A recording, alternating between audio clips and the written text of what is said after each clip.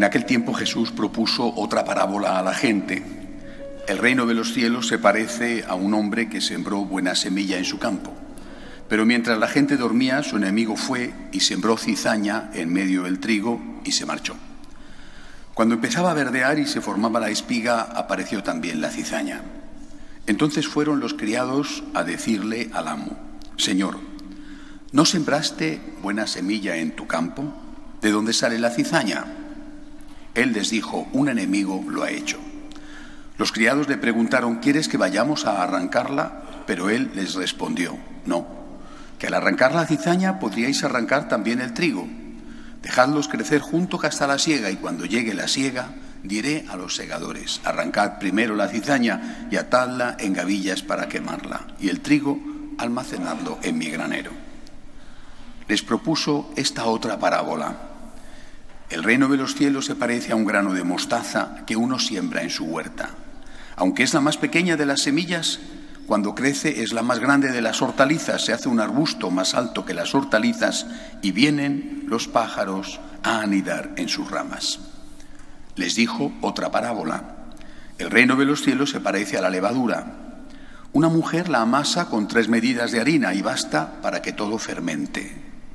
Jesús expuso todo esto a la gente en parábolas y sin parábolas no les exponía nada. Palabra del Señor.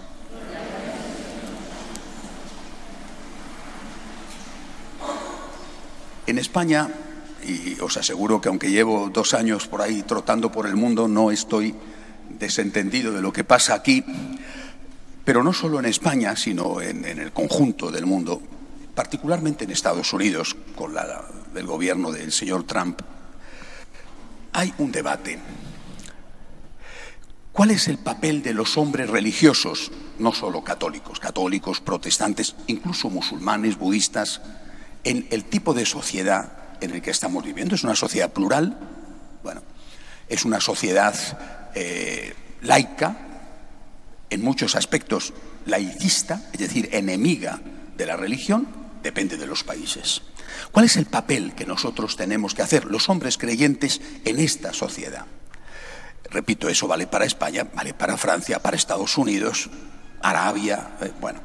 Naturalmente a esta pregunta se dan respuestas distintas. Como sabéis, los musulmanes, no todos, pero sí los países donde hay mayoría musulmana, casi todos, tienen una respuesta a esta pregunta, que es la imposición de la ley islámica, que es una ley basada en el Corán, una ley religiosa, digamos, la imposición a toda la sociedad.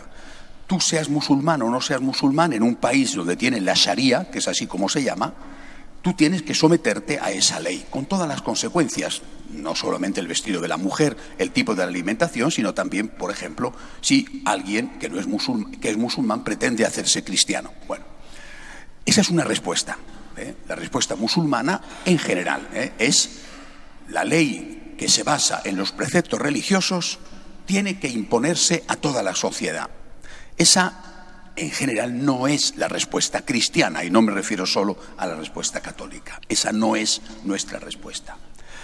Hay, delante de este extremo, el extremo, repito, que vendría representado por la imposición de una ley religiosa a todos, sean creyentes o no creyentes, hay el otro extremo. En el otro extremo están aquellos que dicen que la Iglesia no tiene que meterse para nada en ningún tema que tenga referencia o alguna implicación de tipo político. Todo es política, ¿verdad? Entonces la Iglesia no tiene que introducirse, meterse para nada, ni opinar, ni dar indicaciones, ni pretender influir. Bueno, ese extremo, naturalmente, es un extremo que tampoco la Iglesia acepta, pero que tiene cada vez más seguidores. Estos días, la semana pasada y esta semana que acaba de terminar, hoy domingo, la polémica ha saltado concretamente en Estados Unidos, una polémica realmente interesante, y nosotros debemos ser conscientes de lo que pasa en el mundo porque nos afecta directamente debido a que los problemas hoy son globales. Sobre todo desde la llegada del presidente Trump a Estados Unidos, los movimientos conservadores, llamémosle así, conservadores católicos y protestantes, tienen más peso, más voz en la política norteamericana y están influyendo a favor de la libertad religiosa, por ejemplo, están influyendo para impedir que a unas monjas les cierren el asilo de ancianos si no pagan el aborto a sus empleados. Están influyendo en defensa de la vida, están influyendo en defensa, por ejemplo, en contra de la eutanasia, bueno, en defensa de la familia. Repito, movimientos católicos y protestantes que se pueden considerar conservadores. Son palabras, estas etiquetas, estos adjetivos son palabras muy subjetivas, pero bueno, usemos el concepto. Y ha habido una crítica fortísima, durísima, extraña, desproporcionada, de parte de personas muy próximas al Papa Francisco, un jesuita, el padre Espadaro, y un pastor protestante argentino, que es el encargado, curiosamente, de la edición del Osservatore Romano, que es el diario del Vaticano, en Argentina, edición española. Bueno, el Osservatore Romano, el diario del Vaticano, tiene como director a un protestante. No deja de ser significativo y curioso el tema. Han escrito un artículo en conjunto publicado en la revista de los jesuitas, La Civiltà Católica, y en el diario oficial del Vaticano, el Osservatore Romano.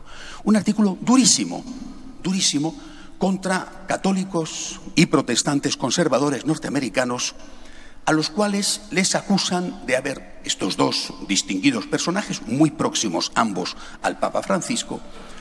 No es el Papa Francisco el que lo ha escrito, ojo, pero son personas muy próximas y publicado en el diario oficial de la Santa Sede. Bien, les acusan de estar haciendo un ecumenismo del odio, es una frase tremenda, por estar pretendiendo influir en la política norteamericana a favor de la vida, de la familia, de la libertad religiosa.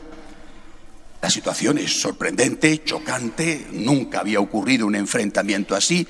Insultar diciéndoles que son personas que promueven el odio a aquellas personas que defienden la familia y la vida. Repito, esto publicado en el diario oficial de la Santa Sede. Esto te deja desconcertado. Inmediatamente han venido, lógicamente, las respuestas, han dicho que de odio nada y que lo que están haciendo es defender la libertad religiosa. Bien, hay que preguntarse, en primer lugar, si esta definición de que todos aquellos que quieren defender una presencia de los valores cristianos en la sociedad, y que esta gente que pretende, repito, influir, si estos son próximos a los musulmanes. Es decir, cuando nosotros queremos que en España no haya una ley del aborto, o el aborto no sea reconocido como un derecho, cuando nosotros decimos que no queremos que se apruebe la eutanasia, que ya está en el camino, en el disparadero de las próximas leyes, si ganan estos amigos podemitas y socialistas. Bien, cuando nosotros decimos que queremos que se defienda la familia,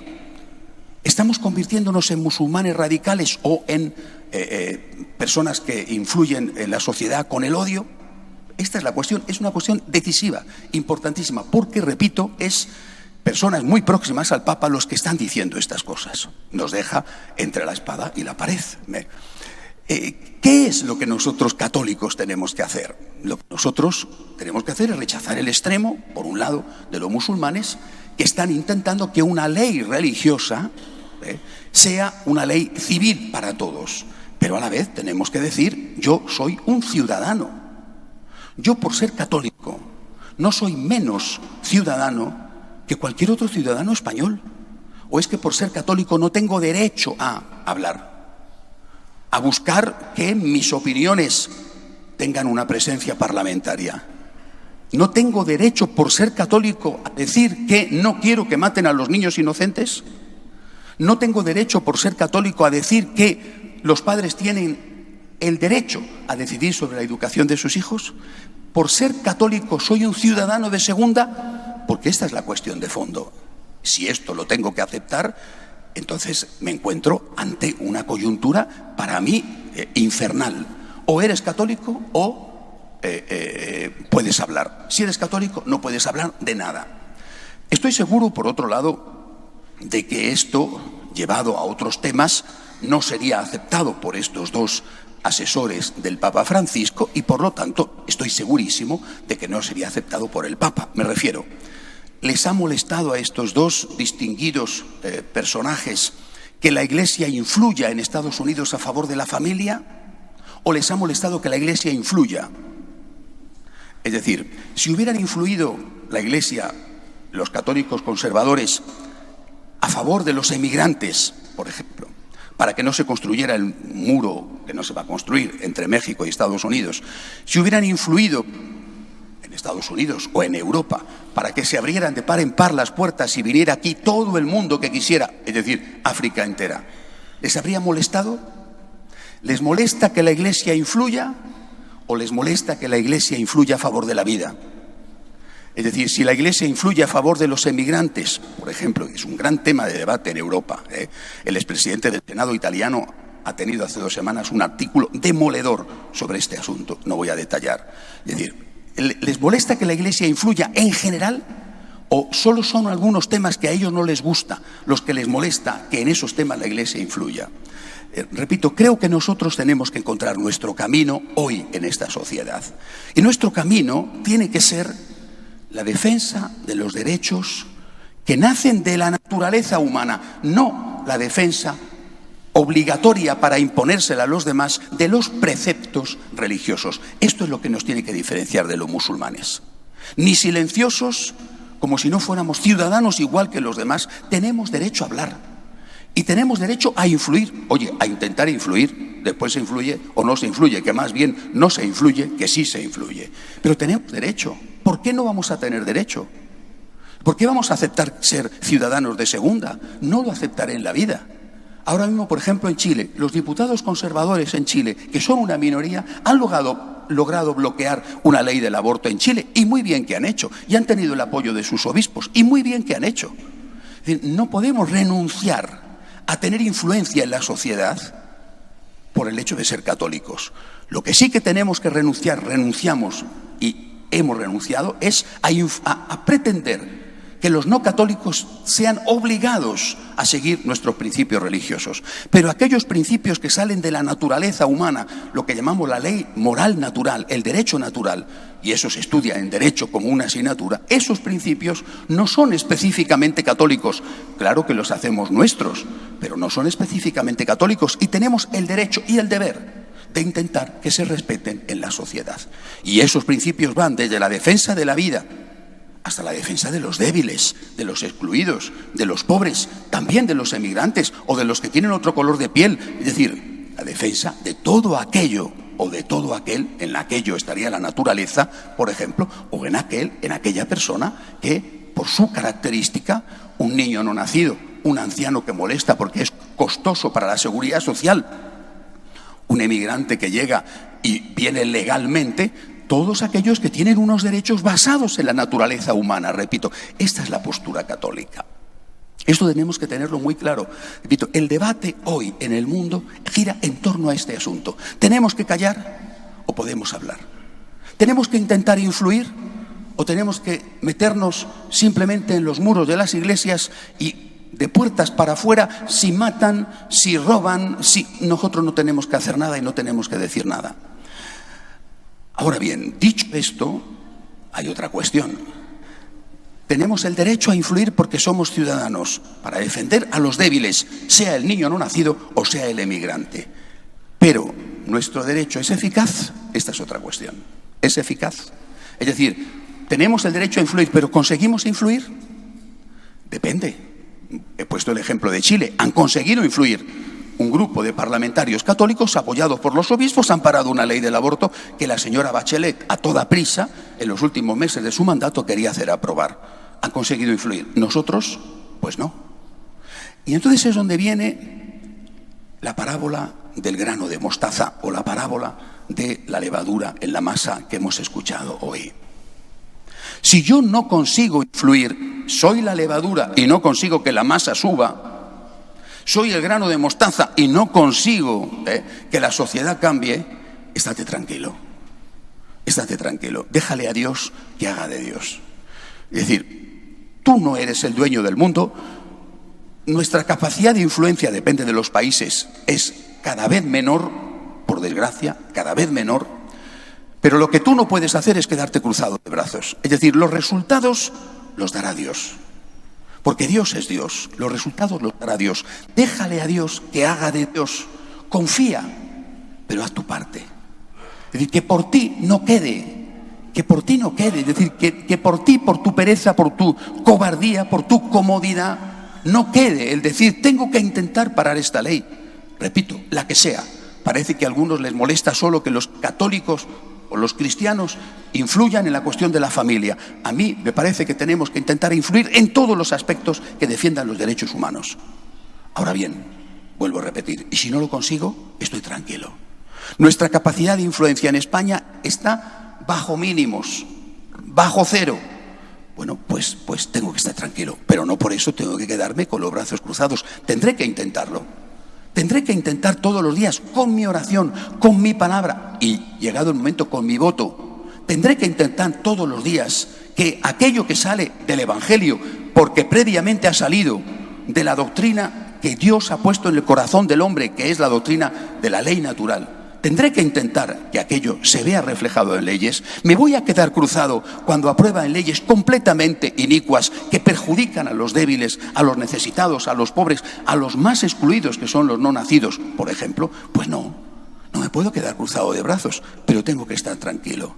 No lo consigo, no lo conseguiré. Por desgracia, en España es el pan nuestro de cada día. Bueno, pero yo tengo que intentarlo. Ahí es donde está el equilibrio.